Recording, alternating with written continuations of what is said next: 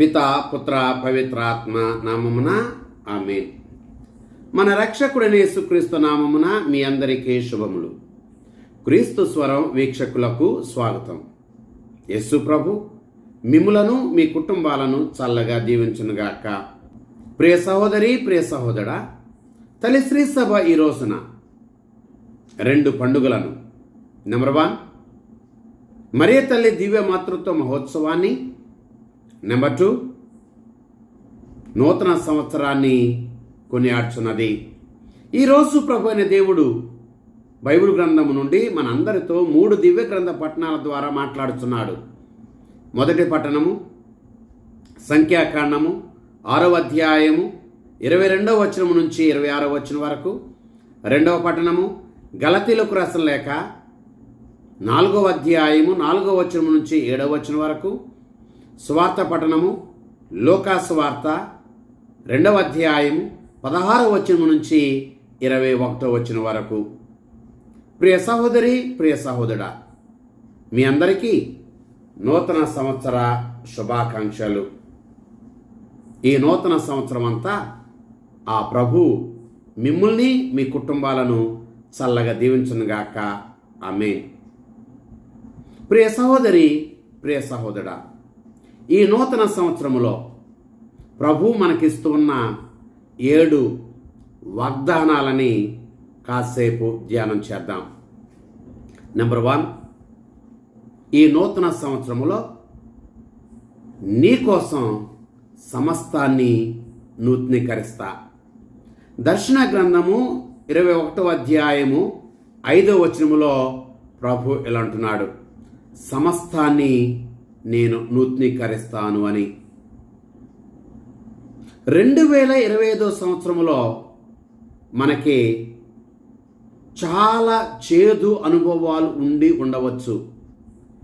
నిరుత్సాహంతో, అధైర్యంతో కూడిన సంఘటనలు ఉండవచ్చు.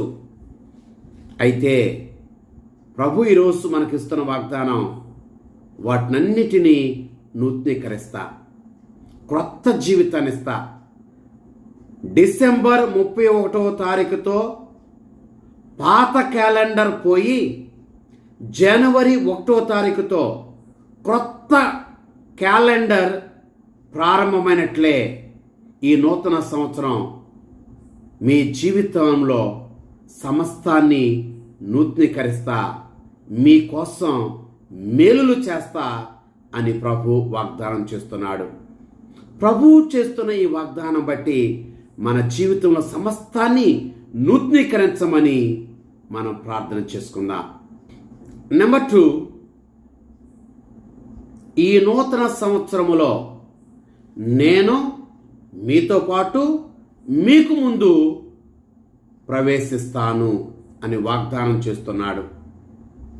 ద్వితీయోపదేశ కాండము 31వ అధ్యాయము 8వ వచనములో ప్రభువు ఇలా అంటున్నాడు, నేను మీ ముందు నడుస్తాను అని. ఈ 2026వ సంవత్సరములో ప్రభువు మనం చేసే ప్రతి కార్యములో మన ముందు నడుస్తాడు.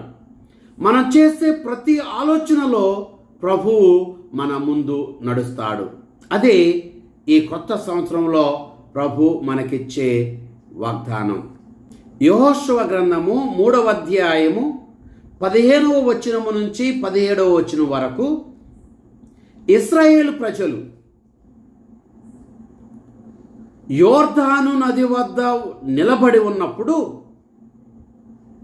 వారి ఎదుట ఉన్నటువంటి ఆ నదిని 2 పాయలుగా చేయటానికి వారికంటే ముందు ప్రభువు నడిచాడు. ఆ యోర్దాను నదిని 2 పాయలుగా చీల్చాడు. ప్రియ సహోదరి, ప్రియ సహోదరుడా, ఈ 2026వ సంవత్సరంలో నదుల్లాంటి సమస్యలు మనకు ఉన్న ఆ సమస్యలను పరిష్కరించడానికి ప్రభువు మన ముందు నడుస్తాడు. అదే ప్రభు మనకిస్తున్న వాగ్దానం. కనుక ఈ 2026వ సంవత్సరంలో మన ముందు నడవమని ప్రభుని ప్రార్థన చేసుకుందాం.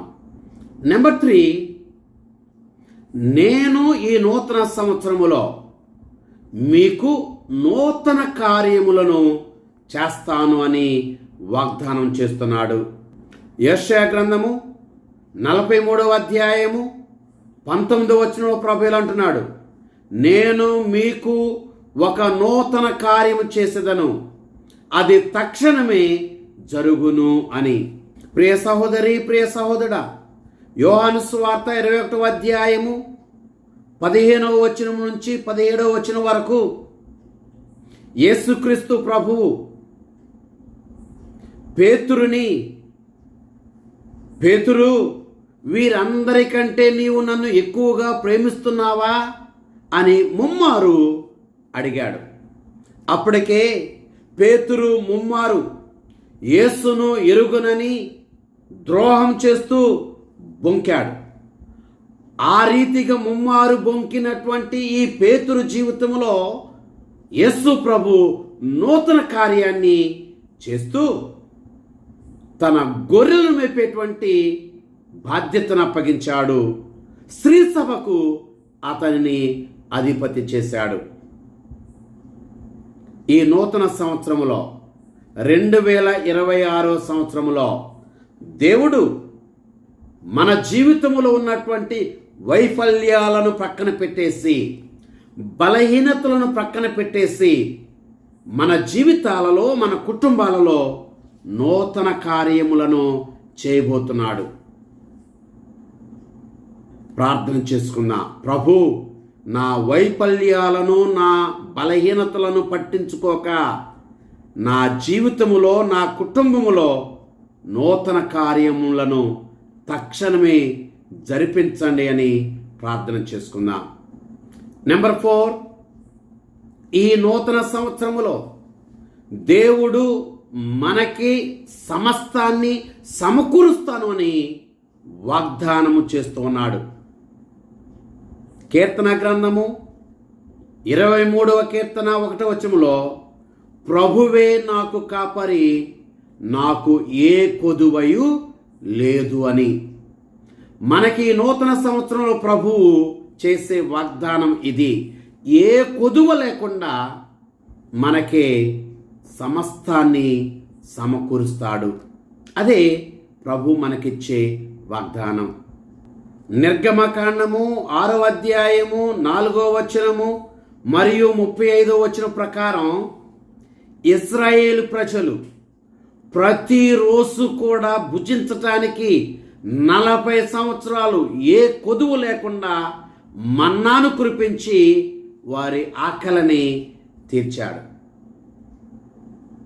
ఈ రీతిగానే 2026 సంవత్సరములో ప్రభు మనకిస్తున్న వాగ్దానం ఇది. మనకు ఏ కొదువ లేకుండా సమస్తాన్ని సమకూరుస్తాను అని. కనుక ప్రార్థన చేసుకుందాం. ప్రభువు ఈ 2026 సంవత్సరములో ఏ కోశాన కూడా, ఏ విషయంలో కూడా మాకు ఏ కొదువు లేకుండా సమస్తాన్ని సమకూర్చండి అని ప్రార్థన చేసుకుందాం. నెంబర్ 5, మన బలహీనతలలో మనకు బలాన్ని ప్రభువు వాగ్దానం చేస్తున్నాడు. కొరింథీయులకు రాసిన 2వ లేఖ 12వ అధ్యాయము 9వ వచనములో ప్రభువు అంటున్నాడు, నా కృప నీకు చాలును, నీ బలహీనతలో నా శక్తి బలమైనది అని. ప్రియ సహోదరి, ప్రియ సహోదరుడా, ఈ 2026వ నూతన సంవత్సరములో ప్రభు మనకిస్తున్న సందేశం ఇది. మన బలహీనత సమయములో ప్రభువు మనకు బలాన్ని ఇస్తాడు. మన బలహీనత సమయములో ప్రభువు మనల్ని బలపరుస్తాడు, మనల్ని నడిపిస్తాడు. సమూయేలు మొదటి గ్రంథము 17వ అధ్యాయము 45వ వచనములో దావీదు గొలియాతుని తన సొంత శక్తితో, తన సొంత ప్రణాళికలతో ఓడించలేదు. తాను ఆకారంలో చిన్నవాడిగా ఉన్నప్పటికీ తన దగ్గర ఉన్నటువంటి ఆయుధాలు చాలా తక్కువైనప్పటికీ, బలహీనమైనప్పటికీ ఈ దావీదు గొలియాతును ఓడించాడు. కారణం, దేవుని మీద, దేవుని శక్తి మీద ఆధారపడి ఇతడు వెళ్ళాడు. దేవుని యందు తనకున్న విశ్వాసం వలన ఈ దావీదు గొలియాతుని ఓడించాడు. ప్రియ సహోదరి, ప్రియ సహోదరా, ఈ 2026 సంవత్సరంలో ప్రభు మనల్ని కూడా ఇలాగే బలపరుస్తాడు. దావీదును బలపరిచినట్లు మనల్ని బలపరుస్తాడు. మన బలహీన సమయంలో మనల్ని బలపరుస్తాడు, దృఢపరుస్తాడు, మనల్ని ముందుకు నడిపిస్తాడు, మనకు విజయాలను ప్రసాదిస్తాడు. మన బలహీన సమయంలో మనతో ఉండి బలపరిచి విజయాన్ని ప్రసాదించమని ప్రార్థన చేసుకుందాం. నెంబర్ 6, ఈ నూతన సంవత్సరములో శాంతి సమాధానములను మనకు వాగ్దానం చేస్తూ ఉన్నాడు. యోహాను సువార్త 14వ అధ్యాయము 27వ వచనములో నా శాంతిని మీకు వసగుచున్నాను అని చెప్పి వాగ్దానం చేస్తూ ఉన్నాడు.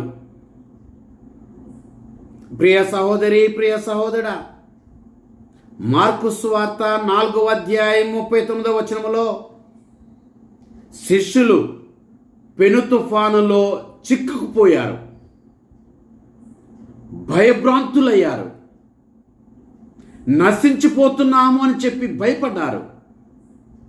అటువంటి పరిస్థితులలో యేసు ప్రభువు గాలిని గద్దించి ప్రశాంతత కలుగునుగాక, శాంతి కలుగునుగాక అని ఆజ్ఞాపించగానే సముద్రము శాంతించింది. ప్రియ సహోదరి, ప్రియ సహోదరుడా, ఈ 2026వ నూతన సంవత్సరంలో ప్రభువు పెను తుఫానులాగున్న మన జీవితాలలో కూడా అదే శాంతిని, అదే సమాధానాన్ని నేను ఇస్తాను అని వాగ్దానం చేస్తున్నాడు. ఈ ప్రకృతిలో ఉన్న సమస్తము ఆయనకు లోబడుతుంది. మనల్ని వేధించే విషయాలు ఏవైనా, మనలను భయాందోళనకు గురి చేసే సంఘటనలు ఏవైనా, వాటన్నిటిని చక్కబెట్టి మన జీవితంలో శాంతి సమాధానాలను ఇస్తాడు. ప్రార్థన చేసుకుందాం. ప్రభు, నా వ్యక్తిగత జీవితంలో, నా కుటుంబ జీవితంలో శాంతి సమాధానాలను, మనశ్శాంతిని దయచేయండి అని. నెంబర్ 7, మనకి ఈ నూతన సంవత్సరంలో చక్కటి భవిష్యత్తుని వాగ్దానం చేస్తూ ఉన్నాడు. ఇర్మియా గ్రంథము 29వ అధ్యాయం 11వ వచనం ప్రభువు అంటున్నాడు, మీ క్షేమము గూర్చి నేను చేసిన పథకములు నాకు మాత్రమే తెలియను. నేను మీ క్షేమమును కోరువాడనే గాని వినాశనమును కోరువాడను కాదు. నేను మీకు ఒక బంగారు భవిష్యత్తును నిర్ణయించి తిని అని. ప్రియ సహోదరి, ప్రియ సహోదరుడా, ఈ నూతన సంవత్సరంలో ప్రభువు నీ కొరకు, నా కొరకు ఒక బంగారు భవిష్యత్తును నిర్ణయించాడు. మన క్షేమం కొరకు కొన్ని ప్రణాళికలు చేశాడు. ఆ ప్రణాళికల్ని మన జీవితంలో నెరవేర్చమని, మనకు క్షేమము కలుగులాగున దీవించమని మనం ప్రార్థన చేసుకుందాం. ఆ ప్రభు మనల్ని, మన కుటుంబాలను ఈ నూతన సంవత్సరం అంతా ఆయురారోగ్యాలతో, సుఖశాంతులతో, అష్టైశ్వర్యాలతో దీవించునుగాక. ఆమేన్. పిత, పుత్ర, పవిత్రాత్మ నామమున ఆమేన్.